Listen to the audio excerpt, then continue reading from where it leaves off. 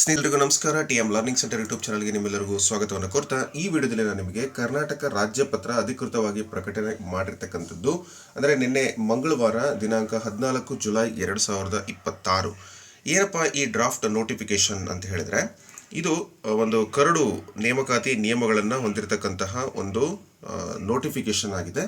ಅದು ಬಂದು ಶಿಕ್ಷಕರ ನೇಮಕಾತಿಗೆ 1 ರಿಂದ 5, 6 ರಿಂದ 8 ಹಾಗೂ ದೈಹಿಕ ಶಾಲಾ ಶಿಕ್ಷಕರ ನೇಮಕಾತಿಗೆ ಎಲ್ಲೆಲ್ಲಿ ಎಷ್ಟೆಷ್ಟು ಪೋಸ್ಟ್ ಇದಾವೆ ಅಂತಕ್ಕಂಥದ್ದನ್ನ ಈ ಒಂದು ವಿವರವಾಗಿ ಈ ಒಂದು ನೋಟಿಫಿಕೇಶನ್ ಅಲ್ಲಿ ಕೊಟ್ಟಿದ್ದಾರೆ. ತುಂಬಾ ಜನ ಒಂದು ಹುದ್ದೆಗಳಿಗೆ ಪ್ರಯತ್ನ ಮಾಡ್ತಿದ್ದಾರೆ, ಶಿಕ್ಷಕರ ಹುದ್ದೆಗಳು ಯಾವಾಗ ಕಾಲ ಆಗುತ್ತೆ ಅಂತ. ಸೊ ಅದು ಕಾಲ ಆಗ್ಲಿಕ್ಕೆ ಅದ್ರ ಬಿಫೋರ್ ಏನ್ ಮಾಡಿದ್ದಾರೆ ಅಂದ್ರೆ ನೇಮಕಾತಿ ನಿಯಮಗಳನ್ನ ಕರಡು ನಿಯಮಗಳನ್ನ ಬಿಟ್ಟಿದ್ದಾರೆ. ಅಂದರೆ ನೇಮಕಾತಿ ಆಯ್ಕೆ ಯಾವ ಥರ ಮಾಡ್ತಾರೆ, ಮತ್ತು ಎಷ್ಟೆಷ್ಟು ಪೋಸ್ಟ್ಗಳಿದೆ, ಮತ್ತು ಯಾವ ಹುದ್ದೆಗೆ ಎಷ್ಟೆಷ್ಟು ಅರ್ಹತೆಗಳು, ಮತ್ತು ಎಲ್ಲ ಡೀಟೇಲ್ಸ್ಗಳನ್ನು ಅವರು ಕೊಟ್ಟಿದ್ದಾರೆ ಇಲ್ಲಿ. ಸೊ ಅವನ್ನೆಲ್ಲ ನಾವು ನೋಡ್ಬೋದು ಡೀಟೇಲ್ ಆಗಿ. ನಿಮಗೆ ಯಾವ ಹುದ್ದೆಗೆ ನೀವು ಪ್ರಯತ್ನ ಮಾಡ್ತಿದ್ರಿ ಆ ಸೆಕ್ಷನನ್ನು ಹೆಚ್ಚಿಗೆ ಕಾನ್ಸಂಟ್ರೇಷನ್ ಮಾಡಿ ಆ ನೋಟಿಫಿಕೇಶನನ್ನು ಓದ್ಕೊಳ್ಳಿ.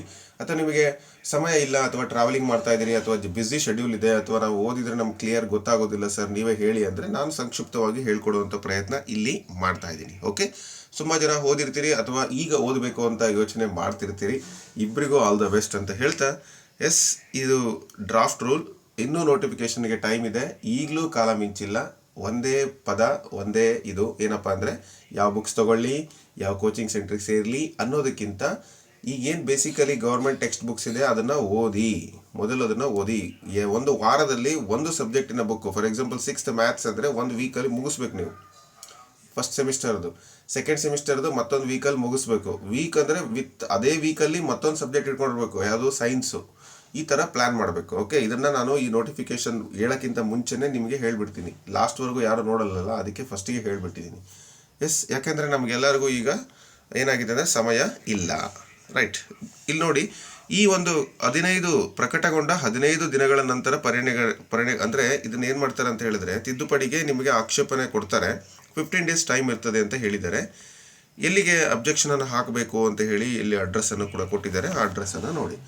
ಸೊ ಸರ್ಕಾರದ ಅಪರ ಮುಖ್ಯ ಕಾರ್ಯದರ್ಶಿಗಳು, ಶಾಲಾ ಶಿಕ್ಷಣ ಮತ್ತು ಸಾಕ್ಷರತಾ ಇಲಾಖೆ, 6ನೇ ಮಹಡಿ, ಬಹುಮಹಡಿಗಳ ಕಟ್ಟಡ, BR ಅಂಬೇಡ್ಕರ್ ಅವರ ಒಂದು ವೀದಿ, ಬೆಂಗಳೂರು ಅಂತ ಕೊಟ್ಟಿದ್ದಾರೆ. ಇದರ ಒಂದು ವಿಳಾಸಕ್ಕೆ ನೀವು ಕಳಿಸ್ಬೋದು. ಸೊ ಇದರ ನಿಯಮ ಕರ್ನಾಟಕ ಶಾಲಾ ಶಿಕ್ಷಣ ಸೇವೆಗಳು ಅಂತ ಹೇಳಿ ಕೊಟ್ಟಿದ್ದಾರೆ. ಬೋಧನಾ ಹುದ್ದೆಗಳಿಗೆ ನಿಯಮಗಳಿದು.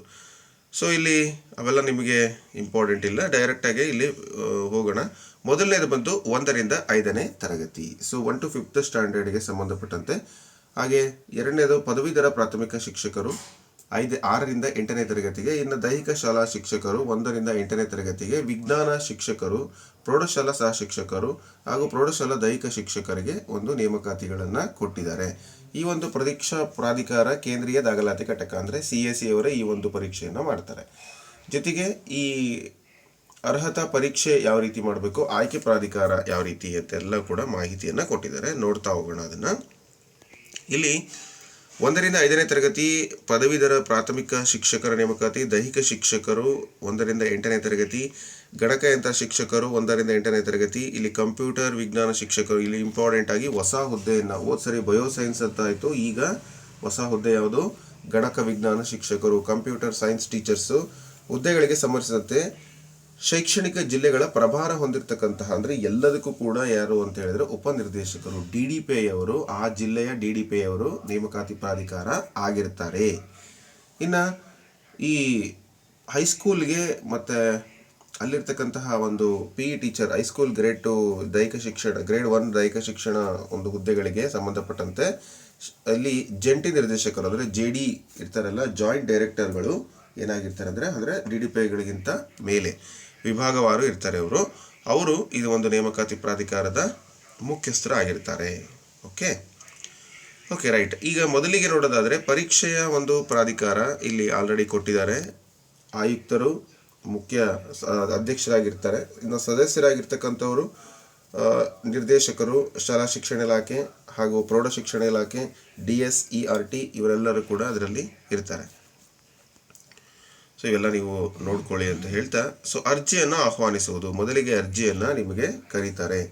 ಸೊ ಈ ಅರ್ಜಿಯನ್ನು ಕರೆದು ಆ ಒಂದು ಅರ್ಜಿಯ ನಂತರ ಸ್ಪರ್ಧಾತ್ಮಕ ಪರೀಕ್ಷೆಯನ್ನು ನಡೆಸ್ತಾರೆ. ಸೊ ಒಂದೊಂದು ಕಾಂಪಿಟೇಟಿವ್ ಎಕ್ಸಾಮ್ ಮೂಲಕ ನಿಮ್ಮನ್ನು ಆಯ್ಕೆ ಮಾಡ್ಕೊಳ್ತಾರೆ. ಪರೀಕ್ಷೆ ಮಾಧ್ಯಮ, ಭಾಳ ಜನಕ್ಕೆ ಇದು ಡೌಟ್ ಇತ್ತು. ಸೊ ಪರೀಕ್ಷೆ ಮಾಧ್ಯಮ ಯಾವುದು ಅಂತ ಹೇಳಿದ್ರೆ ಕನ್ನಡ ಮತ್ತು ಇಂಗ್ಲೀಷ್ನಲ್ಲಿ ಪರೀಕ್ಷೆಯನ್ನು ನಡೆಸ್ತಾರೆ. ಸೊ ಇಷ್ಟು ನಿಮಗೆ ಬೇಕು. ಮತ್ತು ಯಾವ್ಯಾವ ಹುದ್ದೆಗೆ ಏನೇನು ಅಂತಕ್ಕಂಥದ್ದನ್ನು ಕೂಡ ಆಯ್ಕೆ ವಿಧಾನವನ್ನು ಮಾಡ್ತಾರೆ. ಸೊ ಆಯ್ಕೆ ಏನೇನಿದೆ, ಹೇಗೆ ಅಂತಕ್ಕಂಥದ್ದನ್ನು ಕೂಡ ನಿಮಗೆ ಡೀಟೇಲ್ ಆಗಿ ಪರ್ಸೆಂಟೇಜ್ ವೈಸು ಕೊಡ್ತಾರೆ. ಅದರಲ್ಲಿ ಡೈರೆಕ್ಟಾಗಿ ಹೋಗೋಣ 1ರಿಂದ 5ನೇ ತರಗತಿಗೆ. ಇದು ವೆಯ್ಟೇಜು ಮೊದಲಿದ್ದಕ್ಕೂ ಈಗಿದ್ದಕ್ಕೂ ಸ್ವಲ್ಪ ಡಿಫರೆನ್ಸು. ಲಾಸ್ಟೆಲ್ಲ ಈ ಏನು ಓಡಾಡ್ತಾ ಇದ್ವು ಅಧಿಕೃತ ಅಲ್ಲ ಹಾಗೆ ಹೀಗೆ ಅಂತ ಹೇಳ್ತಾ ಇದ್ವಿ. ಸೊ ಇದು ಅಧಿಕೃತ. ಮೊದಲನೇದಾಗಿ ನೋಡಿ, ನಾವು ಈ CET ಬರಿತೀವಿ, 70% ಇಟ್ಟಿದ್ದಾರೆ. ಮೊದಲೆಷ್ಟಿತ್ತಿದ್ದು 50%. ಯಾಕೆ ಈಗ ಅದು 70 ಆಯಿತು? ಇದರ ಅರ್ಥ ಪ್ರೆಸೆಂಟ್ ನಾಲೆಡ್ಜನ್ನು ಕೇಳ್ತಾರೆ. ನಾವೇನು ಅವಾಗ ಟೆಕ್ಸ್ಚುಯಲ್ ಲ್ಯಾಂಗ್ವೇಜ್ ಇಟ್ಕೊಂಡಿದ್ವಿ, ಅದು ಬೇಕಿಲ್ಲ ಅಂತಕ್ಕಂಥದ್ದು ಎಲ್ಲರ ಒಂದು ನಿಯಮ. ಅದಕ್ಕೆ ಇದನ್ನು ಕರಡು ನಿಯಮ ಮಾಡಿದ್ದಾರೆ. ನಮ್ಮದು ನಿಮ್ಮದು ಅಲ್ಲ, ಎಲ್ಲರದು. ಹಾಗಾಗಿ ಅದರ ಒಂದು ಬೈಫರ್ಗೇಷನ್ ಅಂದರೆ ಯಾವ ರೀತಿಯಾದ ನಿಯಮವನ್ನು ನಿರ್ಧಾರ ಮಾಡ್ತಾರೆ ಅಂತ ಹೇಳಿದ್ರೆ ವೋಟಿಂಗ್. ಎಲ್ಲರೂ ಮ್ಯಾಕ್ಸಿಮಮ್ ಅದನ್ನು ಓಕೆ ಮಾಡಿದ್ದಾರೆ. ಹಾಗಾಗಿ ಪ್ರೆಸೆಂಟ್ ಅವ್ರ ತಲೆಯಲ್ಲಿ ಏನಿದೆ ನಾಲೆಡ್ಜು ಅದು PUC ಡಿಗ್ರಿಯಲ್ಲಿ ನಾವೇನು ಭಾಳಷ್ಟು 99-100% ತಗೊಂಡಿದ್ದೀವಿ ಅದಲ್ಲ ಅಂತಕ್ಕಂಥದ್ದು ಅವರ ಒಂದು ನಿಯಮ. ಯಾಕಂದರೆ ನಾವೆಲ್ಲ ಈಗ ನಾವೆಲ್ಲ PUCಯಲ್ಲೆಲ್ಲ ಜಸ್ಟ್ ಪಾಸು, ಅಂದರೆ ಸೆಕೆಂಡ್ ಕ್ಲಾಸ್ ಬರೋಕ್ಕೆ ಹೆಚ್ಚು. ಬಟ್ ಈಗ ನಾವು ಒಂದಷ್ಟು ಇಂಪ್ರೂವ್ಮೆಂಟ್ ಆಗಿದ್ದೀವಿ, ಅಂದರೆ ಪ್ರೆಸೆಂಟ್ ನಾಲೆಡ್ಜ್ ಚೆನ್ನಾಗಿದೆ ಅಂತ. ಆದರೆ ಕೆಲವರೆಲ್ಲ ಏನಾಗಿದೆ, ತುಂಬ ರ್ಯಾಂಕ್ ಸ್ಟೂಡೆಂಟ್ ಇರ್ತಾರೆ, ಗೋಲ್ಡ್ ಮೆಡಲಿಸ್ಟ್ ಇರ್ತಾರೆ, ಬಟ್ ದೇ ಕೆ ನಾಟ್ ಏಬಲ್ ಟು ಟೀಚ್. ಎಲ್ಲರೂ ಅಲ್ಲ, ಕೆಲವರು. ಸೊ ಅದಕ್ಕಾಗಿ ಈ ನಿಯಮ ಇರ್ಬೋದು ಅಂತ ಅಂದ್ಕೊಳ್ತೀನಿ. ನೆಕ್ಸ್ಟು ಇಲ್ಲಿ TET. ಬಟ್ ಅವರು ಅದು ಈ ಥರ ಟೀಚರ್ ಪೋಸ್ಟಿಗೆ ಬರಲ್ಲ. ಅವ್ರು ಯಾರು 99-100% ಇದ್ದಾರೆ ಅವರೆಲ್ಲರೂ ಕೂಡ ಇಂಜಿನಿಯರು, ಮೆಡಿಕಲ್ಲು ಅದಕ್ಕೆ ಹೋಗಿರ್ತಾರೆ. Teacher post they won't like, ಅವ್ರಿಗೆ ಇಷ್ಟನೇ ಆಗಲ್ಲ. ಮತ್ತು ಟೀಚಿಂಗ್ ಪ್ರೊಫೆಷನ್ನು ಭಾಳ ಜನಕ್ಕೆ ಅದು ಅಂದರೆ ಅಷ್ಟು ರ್ಯಾಂಕ್ ಇರೋರಿಗೆ, ಕೆಲವು ಜನಗಳಿಗೆ ಮಾತ್ರ ಇಷ್ಟ ಇರ್ಬೋದು, ಒಂದು 10%. ಇನ್ನು 90% ಅವರು ಬೇರೆ ಬೇರೆ ಹುದ್ದೆಗಳು, ಬಿಸ್ನೆಸ್ ಓರಿಯೆಂಟೆಡ್ಡು ಅಥವಾ ಅಕೌಂಟ್ ಓರಿಯೆಂಟೆಡ್ಡು, ಇದು ಏನೋ JEE ಆ ಥರದ್ದು ಕೆಲವೊಂದೆಲ್ಲ ಓದಿ ಅವರು ಡಾಕ್ಟರ್ಸು, ಇಂಜಿನಿಯರ್ಸು ಅವಕ್ಕೆಲ್ಲ ಪ್ರಯತ್ನ ಮಾಡ್ತಿರ್ತಾರೆ. ಇರಲಿ, ಇಟ್ಸ್ ಓಕೆ. ಇನ್ನು ಸ್ಪರ್ಧಾತ್ಮಕ ಪರೀಕ್ಷೆ ಬಂದು 70% ಇರುತ್ತೆ. TET ಬಂದು 20% ಇರುತ್ತೆ. ಇನ್ನು PUC ತತ್ಸಮಾನ ಪರೀಕ್ಷೆಗಳಲ್ಲಿ ಪಡೆದ ಅಂಕ, ಅಂದರೆ ಇದು 1ರಿಂದ 5ನೇ ತರಗತಿ ಆಗಿರೋದ್ರಿಂದ PUC 8% ಕನ್ಸಿಡರ್ ಮಾಡಿದ್ದಾರೆ. ಹಾಗೆ ಇನ್ನು D.Ed ಆಗಿದ್ದರೆ ಅವರಿಗೆ 2% ಕನ್ಸಿಡರ್ ಮಾಡಿದ್ದಾರೆ ಶಿಕ್ಷಕರ ಕೋರ್ಸಲ್ಲಿ. ಇನ್ನು ನೋಡಿದರೆ ಅದಾದ ನಂತರ ಅಕಸ್ಮಾತ್ 4 ವರ್ಷ ಏನಾದರೂ ನೀವು ಓದಿದರೆ, ಡಿಗ್ರಿ ವಿತ್ ಮಾಡಿದರೆ ಅಂತ ಹೇಳಿದರೆ 70% CET, ಇನ್ನು TET 20%. ಇನ್ನು ಆ ಒಂದು ನೀವೇನು ಅಭ್ಯಾಸ ಮಾಡಿರ್ತೀರಿ 4 ವರ್ಷಗಳ ಕಾಲ ತತ್ಸಮಾನ ಶಿಕ್ಷಕರ ಒಂದು ಹುದ್ದೆಗೆ 10% ತೆಗೆದುಕೊಳ್ತಾರೆ. ಇದಿಷ್ಟು 1 to 5th. ಇನ್ನು 6ರಿಂದ 8ನೇ ತರಗತಿಗೆ ಇಲ್ಲೂ ಕೂಡ ಸೇಮ್ ಪ್ಯಾಟರ್ನ್ ಇದೆ, ನೀವು ನೋಡ್ಬೋದು. 70%, ಹಾಗೆ TET 20%, 8% ಪದವಿಯಲ್ಲಿ ಡಿಗ್ರಿದು, ಅಲ್ಲಿ PUC ಅಂತ ಹೇಳಿದ್ರು, ಇಲ್ಲಿ ಡಿಗ್ರಿ ತೊಗೊತಾರೆ. ಇನ್ನು ಶಿಕ್ಷಕರ ಕೋರ್ಸು 2% ಅಷ್ಟೇ ತಗೊಳ್ತಾರೆ. ಇನ್ನು 4 ವರ್ಷದ B.Ed ಏನಾದ್ರು ಮಾಡಿದ್ರು ಅಂತ ಹೇಳಿದ್ರೆ 70%, 20% and 10%. ಅದೇ ಗಣಕ ವಿಜ್ಞಾನ, ಕಂಪ್ಯೂಟರ್ ಶಿಕ್ಷಕರಿಗೆ ಸ್ಪರ್ಧಾತ್ಮಕ ಪರೀಕ್ಷೆ 70%, ಪದವಿಯಲ್ಲಿ 30%. ಅವರಿಗೆ TET ಏನೋ ಕನ್ಸಿಡರ್ ಮಾಡಿಲ್ಲ, TET ಬೇಕಾಗಿಲ್ಲ ಅವರಿಗೆ. ಇನ್ನು ಗ್ರೇಡ್ 2 ದೈಹಿಕ ಶಿಕ್ಷಣ ಶಿಕ್ಷಕರಿಗೆ 85% TET CET ಇರುತ್ತೆ. ಇನ್ನು PUC ಬಂದು 13%, 2% ದೈಹಿಕ ಶಿಕ್ಷಣ ಸರ್ಟಿಫಿಕೇಟ್ ತೊಗೊಂಡಿರ್ತಾರಲ್ಲ ಅದರಲ್ಲಿರುತ್ತೆ. ಇನ್ನು ಪ್ರೌಢಶಾಲಾ ಶಿಕ್ಷಕರು ಬಂದು 85% CET, ಪದವಿ 13% ಆ್ಯಂಡ್ ಕೋರ್ಸ್ ಏನಿದೆಯಲ್ಲ ವೃತ್ತಿಪರ ತರಬೇತಿ ಅದು 2% ಇರುತ್ತೆ. ಇದು ದೈಹಿಕ ಶಿಕ್ಷಕರು ಗ್ರೇಡ್ 1 ಬಂದು 85, 13, 2%, ಸೇಮ್ ಆ್ಯಸ್ ಇಟ್ ಈಸ್ ಇದೇ ಥರನೇ ಇದೆ ಇದು. ಇನ್ನು ಒಳ ಮೀಸಲಾತಿಗೆ ಸಂಬಂಧಪಟ್ಟಂತೆ ನೀವು ಇಲ್ಲಿ ನೋಡ್ಬೋದು. ಅಂದರೆ ವಯೋಮಿತಿ, ಅಂದರೆ ವಯಸ್ಸು, ಏಜ್ ಲಿಮಿಟ್ ಎಷ್ಟಿದೆ ಅಂತ ಹೇಳಿದರೆ 21 ವರ್ಷ ಮೀರಿರಬೇಕು, ಅಂದರೆ ಕನಿಷ್ಠ 21 ಏಜ್ ದಾಟಿರಬೇಕು. ಅದ್ರ ಜೊತೆಗೆ ಈ SC ST ಅವರಿಗೆ ಮತ್ತು ಪ್ರವರ್ಗ 1 43 ಇದೆ, ಮ್ಯಾಕ್ಸಿಮಮ್ 43 ಕೊಟ್ಟಿದ್ದಾರೆ. ನೀವು ಇದಕ್ಕೆ ಅಬ್ಜೆಕ್ಷನ್ ಕೂಡ ಹಾಕ್ಬೋದು ಇಫ್ ಯು ನೀಡ್, ನೀವು ಅದಕ್ಕೆ ಸಂಬಂಧಪಟ್ಟಂತೆ. ಹಾಗೆ ಇನ್ನು OBC ಅವರಿಗೆ 41 ಕೊಟ್ಟಿದ್ದಾರೆ. ಇನ್ನು ಇತರೆ ಅವರಿಗೆ 38 ವರ್ಷ ಕೊಟ್ಟಿದ್ದಾರೆ. ಸೊ ಇಲ್ಲಿ ಸ್ವಲ್ಪ ನೀವು ಇದಕ್ಕೆ ಅಬ್ಜೆಕ್ಷನ್ ಹಾಕಿದರೆ, ತುಂಬ ದಿನಗಳ ಕಾಲ ನೇಮಕಾತಿ ನಡೆದಿಲ್ಲ, ಹಾಗಾಗಿ ನಮ್ಮ ಏಜ್ ಜಾಸ್ತಿ ಆಗಿದೆ, ನೀವು ಕರೆಯುವಂಥದ್ದು ಪ್ರಮಾಣ ಕಡಿಮೆ ಆಗಿದೆ ಅಂಥೇಳಿ ನೀವು ಅಬ್ಜೆಕ್ಷನ್ ಬೇಕಾದರೆ ಹಾಕ್ಬೋದು. ನೆಕ್ಸ್ಟ್, ಅರ್ಜಿ ಸ್ವೀಕರಿಸಲಿಕ್ಕೆ, ಅಂದರೆ ತುಂಬ ಜನ ಈ ಪ್ರಶ್ನೆ ನನಗೆ ಭಾಳ ಜನ ಕೇಳಿದರು, ಎಷ್ಟು ಸರ್ ಅಂತ. ನಾನು ಅವಾಗ ಏನೋ ಒಂದು ಹೇಳಿರ್ತೀನಿ, 40 ವರ್ಷ ಅಂತ ಹೇಳಿಬಿಟ್ಟಿರ್ತೀನಿ. ವೈ? ಬಿಕಾಸ್ ಅದು ನೋಡಿ ಕಾಲಕ್ಕೆ ಬದಲಾಗುವ ನೋಟಿಫಿಕೇಷನ್ಗಳ ಮೇಲೆ ಡಿಪೆಂಡ್ ಆಗಿರುತ್ತೆ. ಆವಾಗ ಅಯ್ಯೋ ಸರ್ ನೀವು 40 ಅಂತ ಹೇಳಿದ್ರಿ, ಈಗ ಇದು ಹಿಂಗಾಗಿದೆ ಅಂತ, ಅದಕ್ಕೆ ನಾನು ನೋಡೋಣ ಅಂತಲೇ ಹೇಳಿರ್ತೀನಿ, ಎಕ್ಸಾಕ್ಟಾಗಿ ನಾನು ಹೇಳೋದಿಲ್ಲ. ಮತ್ತು ಇದು ಕೂಡ ಫೈನಲ್ ಅಲ್ಲ, ಇದೇನು ಅಂದರೆ ಇದು ಡ್ರಾಫ್ಟು ಕರಡು ಆಗಿರೋದ್ರಿಂದ ಮುಂದೆ ಇದು ಚೇಂಜಸ್ ಆಗ್ಬೋದು. ನಿಮ್ಮೆಲ್ಲರ ಅಭಿಪ್ರಾಯದ ಮೇರೆಗೆ ಅವರು ಒಂದು 2 ಅಥವಾ 3 ಅಥವಾ 5 ವರ್ಷಗಳ ಕಾಲ ಹೆಚ್ಚಿಗೆ ಮಾಡಬಹುದು, ಮಾಡದೇನೂ ಇರಬಹುದು. ರೈಟ್. ಅರ್ಜಿ ಸ್ವೀಕರಿಸಲಿಕ್ಕೆ ನಿಗದಿಪಡಿಸಿದ ಕಡೆಯ ದಿನಾಂಕ ಇರುವಂಥ ಅಭ್ಯರ್ಥಿ ವಯೋಮಾನ ಲೆಕ್ಕಾಚಾರ ಮಾಡ್ತಕ್ಕದ್ದು, ಅಂದರೆ ಕೊನೆಯ ಡೇಟ್ ಏನಿದೆ ಅಲ್ಲಿಗೆ ನಿಮ್ಮ ಏಜನ್ನು ಅವರು ತಗೊಳ್ತಾರೆ. ಇನ್ನು ತಾತ್ಕಾಲಿಕ ಆಯ್ಕೆ ಪಟ್ಟಿ ಅವೆಲ್ಲ ಹೇಗೆ ಪ್ರಕಟಣೆ ಮಾಡಬೇಕು ಅದೆಲ್ಲ ಹೇಳ್ತಾ ಇದ್ದಾರೆ. ನೆಕ್ಸ್ಟು ಹೆಚ್ಚುವರಿ ಪಟ್ಟಿ ಕೂಡ ಬಿಡುಗಡೆ ಮಾಡೋದು ಹೇಗೆ ಅಂತ, ಅಂದರೆ ರೋಸ್ಟರ್ ವೈಸ್ ಬಿಡ್ತೀವಿ ಅಂತ ಹೇಳ್ತಾ ಇದ್ದಾರೆ. ಅಭ್ಯರ್ಥಿಗಳ ನೇಮಕಾತಿಯನ್ನು ಮಾಡ್ತಕ್ಕಂಥದ್ದು ಅಂತ ಕೊಟ್ಟಿದ್ದಾರೆ. ಇಲ್ಲಿ ನೋಡ್ಬೋದು ನೀವು. ಸೊ ಯಾವ್ಯಾವ ಹುದ್ದೆಗೆ ಎಷ್ಟೆಷ್ಟು ವಿದ್ಯಾರ್ಹತೆ ಅಂತಕ್ಕಂಥದ್ದನ್ನು ಕೊಟ್ಟಿದ್ದಾರೆ, ಮತ್ತು ಎಷ್ಟೆಷ್ಟು ಹುದ್ದೆಗಳು ಅಂತಕ್ಕಂಥದ್ದನ್ನು ಕೂಡ ಕೊಟ್ಟಿದ್ದಾರೆ. ಅಬ್ಸರ್ವ್ ಮಾಡಿ, ಇದೇ ನಿಮಗೆ ಇಂಪಾರ್ಟೆಂಟು. ಪ್ರಾಥಮಿಕ ಶಿಕ್ಷಕರು 1 ರಿಂದ 5. ಇಲ್ಲಿ ನೀವು ಭಾಳ ಜನ ಕೇಳ್ತಿದ್ರಿ, ಸರ್ ನಾನು 1 to 5 ನಾನು B.Ed ಮಾಡಿದ್ದೀನಿ ಸರ್, 1 to 5 TET ಪಾಸ್ ಆಗಿದ್ದೀನಿ, ನಾನು 1 to 5 ಟ್ರೈ ಮಾಡ್ಬೋದಾ? ಸೊ ಆ ಪ್ರಶ್ನೆಗೆ ಉತ್ತರ ಇಲ್ಲಿ ಸಿಗುತ್ತೆ ನಿಮಗೆ. ನೋಡಿ ಇದೆ ಎಷ್ಟೆಷ್ಟು ಯಾವ್ಯಾವ ಹುದ್ದೆಗೆ ಏನೇನು ಅಂತ ಕೇಳಿದರೆ 1 ರಿಂದ 5ನೇ ತರಗತಿಯವರಿಗೆ ವೇತನ ಶ್ರೇಣಿ ಕೊಟ್ಟಿದ್ದಾರೆ. ಜೊತೆಗೆ PUCಯಲ್ಲಿ 50% ಇರಬೇಕು, ಹೌದಾ? ಹಾಗೆ ಜೊತೆಗೆ 4 ವರ್ಷದ ಎಲಿಮೆಂಟರಿ ಪದವಿಯಲ್ಲಿ ಕೂಡ 50% ಕೇಳಿದರೆ. ಕಲ್ಯಾಣ ಕರ್ನಾಟಕಕ್ಕೆ ಹುದ್ದೆಗಳು ಬಂದು 800, ಇತರೆ ಬಂದು 100, ಟೋಟಲ್ ಬಂದು 900 ಹುದ್ದೆಗಳನ್ನು ಅಲ್ಲಿ ಕೊಟ್ಟಿದ್ದಾರೆ. ಓಕೆ. ಇನ್ನು ಪ್ರಾಥಮಿಕ ಶಾಲಾ ಶಿಕ್ಷಕರು ಗಣಿತ ವಿಜ್ಞಾನಕ್ಕೆ ಸಂಬಂಧಪಟ್ಟಂತೆ ನಿಮಗೆ ಇಲ್ಲಿ ಹುದ್ದೆಗಳ ಮಾಹಿತಿಯನ್ನು ಕೊಟ್ಟಿದ್ದಾರೆ, ನೋಡ್ಬೋದು. ಅಲ್ಲಿ PUCಯಲ್ಲಿ 50%, 1 to 5 ಚಾಪ್ಟರ್ ಅದು ಕೂಡ 1 ರಿಂದ 5ನೇ ತರಗತಿ ಶಿಕ್ಷಕರಿಗೆ ಗಣಿತ ಮತ್ತು ವಿಜ್ಞಾನ ಶಿಕ್ಷಕರು PUCಯಲ್ಲಿ 50% ಇರಬೇಕು. ಇನ್ನು ಉಳಿದಂತಹ ಏನು SC ST OBC ಅವರಿಗೆ 45% ಇರಬೇಕು.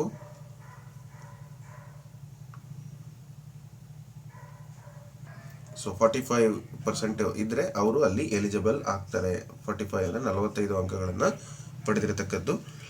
ಹಾಗೆಯೇ TETಯಲ್ಲಿ ಕಂಪಲ್ಸರಿ ಉತ್ತೀರ್ಣ ಆಗಿರಬೇಕು ಅಂತ ಕೊಟ್ಟಿದ್ದಾರೆ. ಸೊ ಪ್ರಾಥಮಿಕ ಶಾಲಾ ಶಿಕ್ಷಕರು ಮತ್ತು ಆಯಾ ಒಂದು ಭಾಷೆ ಹುದ್ದೆ ಆಗಿದ್ದಲ್ಲಿ ಅಭ್ಯರ್ಥಿಯು PUCಯಲ್ಲಿ ಆಯಾ ಭಾಷಾ ವಿಷಯದಲ್ಲಿ ಕನಿಷ್ಠ 50 ಅಂಕಗಳನ್ನು, ಅಂದರೆ ಈಗ PUCಯಲ್ಲಿ ನೀವೇನಾದರೂ ಲ್ಯಾಂಗ್ವೇಜ್ ಟೀಚರ್ ಅಂತ ಟ್ರೈ ಮಾಡ್ತಾ ಇದ್ದರೆ ಇಂಗ್ಲೀಷಲ್ಲಿ 50%ಗಿಂತ ಜಾಸ್ತಿ ಇರಬೇಕು, ಅದನ್ನು ಕೊಟ್ಟಿದ್ದಾರೆ.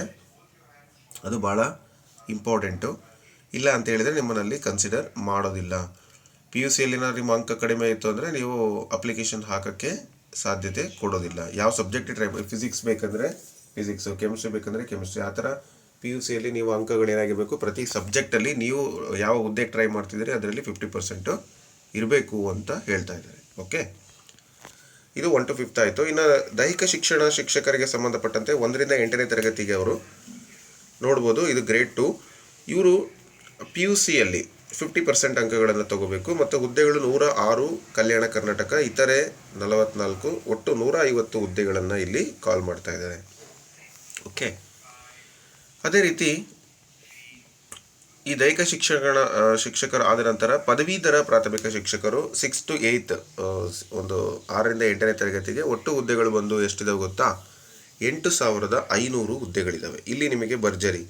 ಅಲ್ಲಿ 1 to 5ಗಿಂತ ಇಲ್ಲಿ ಹೆಚ್ಚಿನ ಒಂದು ಪೋಸ್ಟ್ಗಳನ್ನು ನಾವು ನೋಡ್ಬೋದು. ಅದರಲ್ಲಿ ಕಲ್ಯಾಣ ಕರ್ನಾಟಕಕ್ಕೆ 3,228, ಕಲ್ಯಾಣ ಕರ್ನಾಟಕ ಬಿಟ್ಟು 5,272 ಪೋಸ್ಟ್ಗಳು, ಒಟ್ಟು 8,500 ಪೋಸ್ಟ್ಗಳನ್ನು ನಾವಿಲ್ಲಿ ನೋಡ್ತಾ ಇದ್ದೀವಿ. ಇದು ಕೂಡ ಯಾವ್ಯಾವ ನಿಯಮಗಳು ಇರಬೇಕು ಅಂತಕ್ಕಂಥದ್ದು, ಪದವಿಯಲ್ಲಿ ಕನಿಷ್ಠ ಸರಾಸರಿ 50% ಅಂಕಗಳನ್ನು ಪಡೆದಿರಬೇಕು. ಓಕೆ. ಹಾಗೆಯೇ 50% ಇದ್ದರೆ ಪದವಿಯಲ್ಲಿ, ಅಥವಾ ಯಾವ್ಯಾವ ಹುದ್ದೆಗಳಿಗೆಲ್ಲ ಒಂದು 4 ವರ್ಷದ ಎಲಿಮೆಂಟರಿ ಕೋರ್ಸ್ ಮಾಡಿದರೂ ಅಷ್ಟೇ 50% ಇರಬೇಕು. ಇನ್ನು SC ST ಪ್ರವರ್ಗ 1 ಅವರಿಗೆ 45% ನಿಗದಿ ಮಾಡಿದ್ದಾರೆ. ಇದು ಮೊದಲನೇ ಮಾನದಂಡ. ಇನ್ನು TETಯಲ್ಲಿ ಕಂಪಲ್ಸರಿ ಉತ್ತೀರ್ಣ ಆಗಿರಬೇಕು ಅಂತ ಕೇಳಿದರೆ. ಹಾಗೆ ಪದವೀಧರ ಪ್ರಾಥಮಿಕ ಶಾಲಾ ಶಿಕ್ಷಕರ ಭಾಷಾ ಹುದ್ದೆಯಾಗಿದ್ದಲ್ಲಿ ಆಯಾ ವಿಷಯದ ಜೊತೆಗೆ ಒಂದು ಭಾಷೆಯನ್ನು ಜೊತೆಗೆ ಏನು ಮಾಡಿದ್ದಾರೆ ಅಂದರೆ ಇತರ ವಿಷಯಗಳನ್ನು ಕೂಡ ಅಭ್ಯಾಸ ಮಾಡಿರಬೇಕು ಅಂತ ಕೊಟ್ಟಿದ್ದಾರೆ. ಅಂದರೆ ಲ್ಯಾಂಗ್ವೇಜು ಕಂಪಲ್ಸರಿ ಇರಬೇಕು ಅಂತ ಕೇಳಿದ್ದಾರೆ. ಜೊತೆಗೆ ಇಲ್ಲೂ ಕೂಡ 50% ಆ ಸಬ್ಜೆಕ್ಟ್ ವೈಸ್ ನಮಗೆ ಮಾರ್ಕ್ಸ್ ಬೇಕು ಅಂತಕ್ಕಂಥದ್ದನ್ನು ಕೇಳಿದ್ದಾರೆ.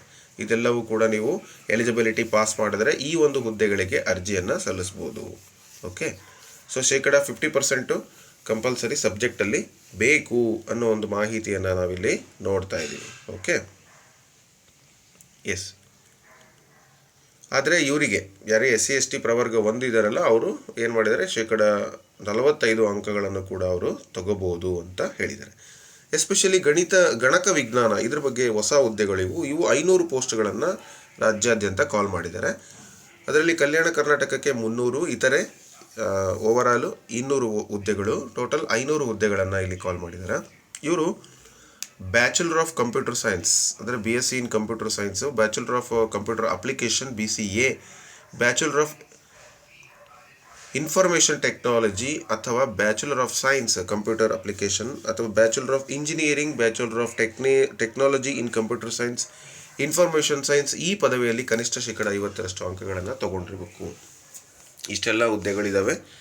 ಜೊತೆಗೆ ಕನ್ನಡ ಭಾಷೆಯಲ್ಲಿ SSLCಯಲ್ಲಿ ಪ್ರಥಮ ಮತ್ತು ದ್ವಿತೀಯ ಭಾಷೆಯನ್ನಾಗಿ ಅಭ್ಯಾಸ ಮಾಡಿರಬೇಕು ಮತ್ತು ಶಾಲಾ ಶಿಕ್ಷಣ ಇಲಾಖೆ ಗಣಕ ವಿಜ್ಞಾನ ಶಿಕ್ಷಕರಾಗಿ ನೇಮಕಾತಿ ಹೊಂದಿದಲ್ಲಿ ರಾಷ್ಟ್ರೀಯ ಶಿಕ್ಷಕರ ಶಿಕ್ಷಣ ಪರಿಷತ್ NCTE ಇಂದ ಮಾನ್ಯತೆ ಪಡೆದ ಸಂಸ್ಥೆಯಿಂದ ನೇಮಕಗೊಂಡ 5 ವರ್ಷಗಳ ಒಳಗೆ ಶಿಕ್ಷಣದಲ್ಲಿ ಪದವಿ B.Ed ಅರ್ಹತೆಯನ್ನು ಗಳಿಸಿರತಕ್ಕದ್ದು, 5 ವರ್ಷಗಳ ಒಳಗೆ ಶಿಕ್ಷಕರ ಅರ್ಹತಾ ಪರೀಕ್ಷೆಯನ್ನು ಪೂರ್ಣಗೊಳಿಸತಕ್ಕದ್ದು. ಅಂದರೆ ಈಗಿಲ್ಲ, ಮುಂದೆ ಅವರು ಏನು ಮಾಡಬೇಕು, 5 ವರ್ಷದ ಒಳಗೆ ಅವರು TETಯನ್ನು ಕಂಪಲ್ಸರಿ ಪಾಸ್ ಮಾಡ್ಕೋಬೇಕು ಅಂತ ಹೇಳಿ ಅವರಿಗೆ ಕೊಟ್ಟಿದ್ದಾರೆ. ಇನ್ನು ಪ್ರೌಢಶಾಲಾ ಶಿಕ್ಷಕರಿಗೆ 4500 ಹುದ್ದೆಗಳನ್ನು ಕೊಟ್ಟಿದ್ದಾರೆ. 2210 ಕಲ್ಯಾಣ ಕರ್ನಾಟಕ, 2286 ಇತರೆ ಭಾಗಕ್ಕೆ ಕೊಟ್ಟಿದ್ದಾರೆ. ಇವುಗಳ ಒಂದು ರೋಸ್ಟರನ್ನು ನಾವು ನೋಡೋದಾದರೆ ಕನ್ನಡ ಮತ್ತು ಆಂಗ್ಲ ಭಾಷಾ ಮಾಧ್ಯಮ ಆ ಒಂದು ಸಹ ಶಿಕ್ಷಕರು ಕಲಾ ವಿಭಾಗಕ್ಕೆ, ಅಲ್ಲಿ ಕಲಾ ಐಚ್ಛಿಕ ವಿಷಯಗಳನ್ನು ಅಭ್ಯಾಸ ಮಾಡಿರಬೇಕು. ಇತಿಹಾಸ, ಅರ್ಥಶಾಸ್ತ್ರ, ರಾಜಕೀಯ ಶಾಸ್ತ್ರ, ಭೂಗೋಳಶಾಸ್ತ್ರ ಹಾಗೂ ಸಮಾಜಶಾಸ್ತ್ರ. ಜೊತೆಗೆ ಶಿಕ್ಷಕರ ಶಿಕ್ಷಣದಲ್ಲಿ ಪದವಿಯನ್ನು ಪಡೆದಿರಬೇಕು, B.Ed ಕಂಪಲ್ಸರಿ ಆಗಿರಬೇಕು. ಇನ್ನು ಜೀವಶಾಸ್ತ್ರಕ್ಕೆ ಸಂಬಂಧಪಟ್ಟಂತೆ ಕನ್ನಡ ಅಥವಾ ಇಂಗ್ಲೀಷ್ ಮಾಧ್ಯಮದಲ್ಲಿ ಅಭ್ಯಾಸ ಮಾಡಿರಬಹುದು. ಇಂಗ್ಲೀಷ್ ಮೀಡಿಯಂನವ್ರಿಗೂ ಕೂಡ ಇದೆ ಚಾನ್ಸು. ಅಂದರೆ ಎಲ್ಲರಿಗೂ ಮೊದಲು ಇತ್ತು, ಬಟ್ ಇಲ್ಲಿ ಪರ್ಟಿಕ್ಯುಲರ್ ಆಗಿ ಮೆನ್ಷನ್ ಮಾಡಿದ್ದಾರೆ. ಯಾಕೆ ಅಂದರೆ ರಾಜ್ಯಾದ್ಯಂತ KPS ಪಬ್ಲಿಕ್ ಶಾಲೆಗಳು ಅಥವಾ PM ಶ್ರೀ ಶಾಲೆಗಳು, ಬೈಲಿಂಗ್ವೇಲ್ ಸ್ಕೂಲ್ಗಳು ಇದಾವೀಗ. ಸೊ ಅವಕ್ಕೆಲ್ಲ ಶಿಕ್ಷಕರು ಬೇಕಲ್ವ, ಹಾಗಾಗಿ ಈ ಥರ ಅವರು ಎಕ್ಸ್ಪೆಕ್ಟ್ ಮಾಡ್ತಿದ್ದಾರೆ. ವಿಜ್ಞಾನ ವಿಷಯದಲ್ಲಿ ಪದವಿಯಲ್ಲಿ ಕೆಳಗಿನ 2 ವಿಷಯಗಳ ಅಭ್ಯಾಸ ಮಾಡಿರಬೇಕು: ರಸಾಯನಶಾಸ್ತ್ರ, ಸಸ್ಯಶಾಸ್ತ್ರ ಮತ್ತು ಪ್ರಾಣಿಶಾಸ್ತ್ರ. ರಸಾಯನಶಾಸ್ತ್ರ ಕಡ್ಡಾಯವಾಗಿ ಐಚ್ಛಿಕ ವಿಷಯ ಆಗಿರಬೇಕು. ಇನ್ನು ಶಿಕ್ಷಣದಲ್ಲಿ ಪದವಿಯನ್ನು ಹೊಂದಿರಬೇಕು ಅಂದರೆ B.Ed ಕಂಪಲ್ಸರಿ ಆಗಿರಬೇಕು. ಎಲ್ಲ ಹುದ್ದೆಗಳನ್ನು ಅವರು SSLCಯಲ್ಲಿ ಏನು ಪ್ರಥಮ ಭಾಷೆ ಕನ್ನಡ ಅಥವಾ ದ್ವಿತೀಯ ಭಾಷೆ ಕನ್ನಡವನ್ನು ಅಭ್ಯಾಸ ಮಾಡಿರಲೇಬೇಕು. ಓಕೆ, ಇವೆಲ್ಲ ಅಂಶಗಳನ್ನು ಅವರು ಇಲ್ಲಿ ಕೇಳಿದ್ದಾರೆ. ಸೊ ಇದು ಕೂಡ ಇದು ಹೈಸ್ಕೂಲ್ ಶಿಕ್ಷಕರಿಗೆ. ಇನ್ನು ಭಾಷಾ ಸಹ ಶಿಕ್ಷಕರಿಗೂ ಕೂಡ ಅದೇ ಥರದ ನಿಯಮಗಳು ಅನ್ವಯಿಸುತ್ತೆ. ಇನ್ನು ದೈಹಿಕ ಶಿಕ್ಷಣ ಹೈಸ್ಕೂಲ್ಗೆ ಗ್ರೇಡ್ 1 ಪೋಸ್ಟು, ಟೋಟಲ್ 450 ಪೋಸ್ಟ್ಗಳಿದ್ದಾವೆ. ಕಲ್ಯಾಣ ಕರ್ನಾಟಕಕ್ಕೆ 319, ಇತರೆ 131 ಹುದ್ದೆಗಳನ್ನು ನಾವು ನೋಡ್ತೀವಿ. ಇಲ್ಲೂ ಕೂಡ 50% ಅವರು ಡಿಗ್ರಿಯಲ್ಲಿ ಅಂಕಗಳನ್ನು ತಗೋಬೇಕು. ಇನ್ನು ಉಳಿದವರು 45%ಅನ್ನು ತಗೋಬೇಕು ಅಂತ ಹೇಳಿ ಕೊಟ್ಟಿದ್ದಾರೆ. ಅದಕ್ಕೆಲ್ಲ ಸಂಬಂಧಪಟ್ಟಂತೆ ನಿಯಮಗಳನ್ನು ನೀವು ಸಂಬಂಧಪಟ್ಟಿರ್ತಕ್ಕಂಥವರು ನೋಡ್ಕೋಬೋದು. ಓಕೆ, ಸೊ ಇನ್ನು ಸ್ಪರ್ಧಾತ್ಮಕ ಪರೀಕ್ಷೆಯ ಸಿಲೆಬಸ್ಸನ್ನು ಕೂಡ ಇಲ್ಲಿ ಕೊಟ್ಟಿದ್ದಾರೆ. 1 to 5th ಪರೀಕ್ಷೆಯ ಒಂದು ವಿವರಗಳು ಅಂತ ಕೊಟ್ಟಿದ್ದಾರೆ. ನೀವು ನೋಡ್ಬೋದು ಯಾವ್ಯಾವ ವಿಷಯಗಳಿದ್ದಾವೆ. ಸಾಮಾನ್ಯ ಪತ್ರಿಕೆ 150 ಅಂಕಗಳಿಗೆ OMR ಮಾದರಿಯಲ್ಲಿರುತ್ತೆ. ನಿರ್ದಿಷ್ಟ ಪತ್ರಿಕೆ ವಸ್ತುನಿಷ್ಠ ಮಾದರಿ 50 ಅಂಕಗಳು, ಡಿಸ್ಕ್ರಿಪ್ಟಿವ್ ಟೈಪು 100 ಅಂಕಗಳು ಇರುತ್ತೆ. ಒಟ್ಟು 150. ಇದು 1 ರಿಂದ 5ನೇ ತರಗತಿಗೆ. ಭಾಳ ಜನ ಇದನ್ನು ಕೇಳ್ತಾ ಇದ್ದಾರೆ, ಸರ್ ಎಲ್ಲನೂ ಕೂಡ ಡಿಸ್ಕ್ರಿಪ್ಷನ್ ಬೇಡ, ಓನ್ಲಿ ಮಲ್ಟಿಪಲ್ ಚಾಯ್ಸ್ ಇರಲಿ ಅಂತ. ಬಟ್ ಸೇಮ್ ಕಂಟಿನ್ಯೂ ಆಗಿದೆ. ಇನ್ನು ಭಾಷಾ ಪ್ರಾವೀಣ್ಯತೆಗೆ ಸಂಬಂಧಪಟ್ಟಂತೆ 100 ಅಂದರೆ ಪೇಪರ್ 3 100 ಮಾರ್ಕ್ಸಿಗಿರುತ್ತೆ. ಕನ್ನಡ ಭಾಷೆ 50, ಇಂಗ್ಲೀಷ್ ಭಾಷೆ 50 ಅಂತ ಕೊಟ್ಟಿದ್ದಾರೆ. ಓಕೆ, ಅದೇ ರೀತಿ ದೈಹಿಕ ಶಿಕ್ಷಕರಿಗೆ ಸಂಬಂಧಪಟ್ಟಂತೆ 1 ರಿಂದ 8ನೇ ತರಗತಿಗೆ 150 ಅಂಕಗಳಿಗೆ OMR ಮಾದರಿಯ ಪರೀಕ್ಷೆಯನ್ನು, ಪತ್ರಿಕೆ 1 ಜನರಲ್ ಪೇಪರು. ಇನ್ನು ಪತ್ರಿಕೆ 2 150 ಅಂಕಗಳಿಗೆ 50 ಅಂಕಗಳು ವಸ್ತುನಿಷ್ಠ, ಇನ್ನು ವಿವರಣಾತ್ಮಕ ಮಾದರಿ 100, ಅವ್ರಿಗೂ ಕೂಡ ಡಿಸ್ಕ್ರಿಪ್ಟಿವ್ ಟೈಪ್ ಇದೆ. ಇನ್ನು ಭಾಷಾ ಪ್ರಾವೀಣ್ಯತೆ 3rd ಪೇಪರ್ ಕೂಡ 100 ಮಾರ್ಕ್ಸಿಗೆ ಕನ್ನಡ ಮತ್ತು ಇಂಗ್ಲೀಷ್ 50-50ಕ್ಕೆ ಬರೀತಾರೆ. ಸೊ ಅಲ್ಲಿ ಏನು ಸರಿ ಇರುತ್ತೆ ಅಂದರೆ ಈ ಕನ್ನಡಕ್ಕೆ ಸಂಬಂಧಪಟ್ಟಂತೆ ಭಾಷಾ ಒಂದು ಬಳಕೆ, ಗ್ರಹಿಕೆ, ಶಬ್ದಕೋಶದ ಒಂದು ಕೌಶಲ್ಯವನ್ನು ಅಲ್ಲಿ ಚೆಕ್ ಮಾಡ್ತಾರೆ. ಇನ್ನು 6 ರಿಂದ 8 ಪದವಿದ GPT ಶಿಕ್ಷಕರಿಗೆ 150 ಅಂಕಗಳು ಫಸ್ಟ್ ಪೇಪರ್ ಇರುತ್ತೆ. ಸೆಕೆಂಡ್ ಪೇಪರ್ ಬಂದು ಸೇಮ್ 150, ಅದು ಬಂದು 50 ಅಂಕ ಡಿಸ್ಕ್ರಿಪ್ಟಿವ್ ಮಲ್ಟಿಪಲ್ ಚಾಯ್ಸ್, ಇಲ್ಲ 100 ಅಂಕ ಡಿಸ್ಕ್ರಿಪ್ಟಿವ್ ಟೈಪ್ ಇರುತ್ತೆ. ಅದಕ್ಕೆ ಸಪ್ರೇಟು ಗಣಿತ ವಿಜ್ಞಾನ, ಭಾಷಾ ಶಿಕ್ಷಕರು, ಇಂಗ್ಲೀಷು, ಸಮಾಜ ವಿಜ್ಞಾನ ಶಿಕ್ಷಕರು, ಜೀವ ವಿಜ್ಞಾನ ಶಿಕ್ಷಕರು ಮತ್ತು ಇವರಿಗೆ ಕೂಡ ಥರ್ಡ್ ಪೇಪರ್ ಕೂಡ ಎಲ್ಲ ಒಂದು ಡೀಟೇಲ್ಸನ್ನು ಕೊಟ್ಟಿದ್ದಾರೆ. ಇನ್ನು ಕಂಪ್ಯೂಟರ್ ಶಿಕ್ಷಕರಿಗೂ ಕೂಡ 150 ಸಾಮಾನ್ಯ ಪತ್ರಿಕೆ ಒಂದು ಇರುತ್ತೆ. Second paper 150 ಅಂಕಗಳಿಗೆ. ರಿಟರ್ನ್ ಕೂಡ ಇವರಿಗೂ ಕೂಡ ಇರುತ್ತೆ. ಅವ್ರಿಗೂ ಕೂಡ ಥರ್ಡ್ ಪೇಪರ್ 50-50 ಇಂಗ್ಲೀಷ್ ಮತ್ತು ಕನ್ನಡ ಪ್ರಾವೀಣ್ಯತೆಯನ್ನು ಇಲ್ಲಿ ನೋಡ್ತಾರೆ. ಇನ್ನು ಪ್ರೌಢಶಾಲಾ ಸಹ ಶಿಕ್ಷಕರಿಗೆ 150 ಫಸ್ಟ್ ಪೇಪರ್ ಇರುತ್ತೆ. ಅಲ್ಲಿ ನೋಡ್ಬೋದು ನೀವು ಮೆಂಟಲ್ ಎಬಿಲಿಟಿ, ಕಂಪ್ಯೂಟರು ಎಲ್ಲವನ್ನು ಇಲ್ಲಿ ಕೇಳಿದ್ದಾರೆ. ಹಾಗೆ ಸೆಕೆಂಡ್ ಪೇಪರಲ್ಲಿ 150 ಅಂಕಗಳು, 50 ಒಂದು MCQ, 100 ರಿಟರ್ನ್ ಇರುತ್ತೆ. ಸ್ವಲ್ಪ ಅದು ಭಾಷಾ ಶಿಕ್ಷಕರಾಗಿರ್ಬೋದು, ಇಂಗ್ಲೀಷು, ಕನ್ನಡ, CBZ ಮತ್ತು ಕಲಾ ಶಿಕ್ಷಕರು ಎಲ್ಲ ಒಂದು ಸಪ್ರೇಟಾಗಿ ಕೊಟ್ಟಿದ್ದಾರೆ. ಇವ್ರಿಗೂ ಕೂಡ ಥರ್ಡ್ ಪೇಪರನ್ನು ಇಲ್ಲಿ ನಿಗದಿಪಡಿಸಿದ್ದಾರೆ. ಇಲ್ಲಿ ನೀವು ಅಬ್ಸರ್ವ್ ಮಾಡಿ, ಈ ಹೈಸ್ಕೂಲ್ಗೂ ಕೂಡ ಏನು ಮಾಡಿದ್ದಾರೆ ಅಂದರೆ ವಿವರಣಾತ್ಮಕ ಮಾದರಿಯ ಪ್ರಶ್ನೆಗಳನ್ನೇ ಇಟ್ಟಿದ್ದಾರೆ. ಓಕೆ, ಅವ್ರಿಗೂ ಕೂಡ ಪೇಪರ್ 3 ಬರೀಬೇಕು. ಇನ್ನು ದೈಹಿಕ ಶಿಕ್ಷಕರಿಗೂ ಕೂಡ ಹೈಸ್ಕೂಲ್ 150 ಅಂಕಗಳಿಗೆ ಪೇಪರ್ 1, ಎರಡನೇ ಪೇಪರಲ್ಲಿ ಡಿಸ್ಕ್ರಿಪ್ಟಿವ್ ಟೈಪು 100 ಮತ್ತು 50 MCQ ಕ್ವಶನ್ಸನ್ನು ಮತ್ತು ಥರ್ಡ್ ಪೇಪರನ್ನು ಕೂಡ ಅವರು ಬರೀಬೇಕು ಅನ್ನೋ ಒಂದು ಮಾಹಿತಿಯನ್ನು ಕೊಟ್ಟಿದ್ದಾರೆ. ಇದು ಇವಾಗ ಇರ್ತಕ್ಕಂಥ ಸದ್ಯದ ಮಾಹಿತಿ. ಮುಂದಿನ ಮಾಹಿತಿಯನ್ನು ಮತ್ತೆ ನಾನು ನಿಮಗೆ ತಿಳಿಸ್ಕೊಡ್ತೀನಿ. ಈ ಒಂದು ವಿಡಿಯೋವನ್ನು ನೋಡಿದ್ದಕ್ಕಾಗಿ ನಿಮಗೆ ಧನ್ಯವಾದಗಳು. ಏನಾದರೂ ಪರೀಕ್ಷೆಗೆ ನೀವು ಅಭ್ಯಾಸ ಮಾಡ್ತಾ ಇದ್ದರೆ ನಿಮ್ಮ ಸಲಹೆ ಸೂಚನೆಗಳನ್ನು ಕಮೆಂಟ್ ಮೂಲಕ ತಿಳಿಸಿ. ನಾನು ಮತ್ತೊಂದು ವಿಡಿಯೋವನ್ನು ನಿಮಗೆ ಮಾಡಬೇಕು, ಆ ಒಂದು ತಯಾರಿ ಹೇಗೆ ಬೇಕು ಅಂತಕ್ಕಂಥದ್ರ ಬಗ್ಗೆ ಅಂದರೆ ಅದಕ್ಕೂ ಕೂಡ ಕಮೆಂಟ್ ಮೂಲಕ ನನಗೆ ತಿಳಿಸ್ಕೊಡಿ. ಧನ್ಯವಾದಗಳು.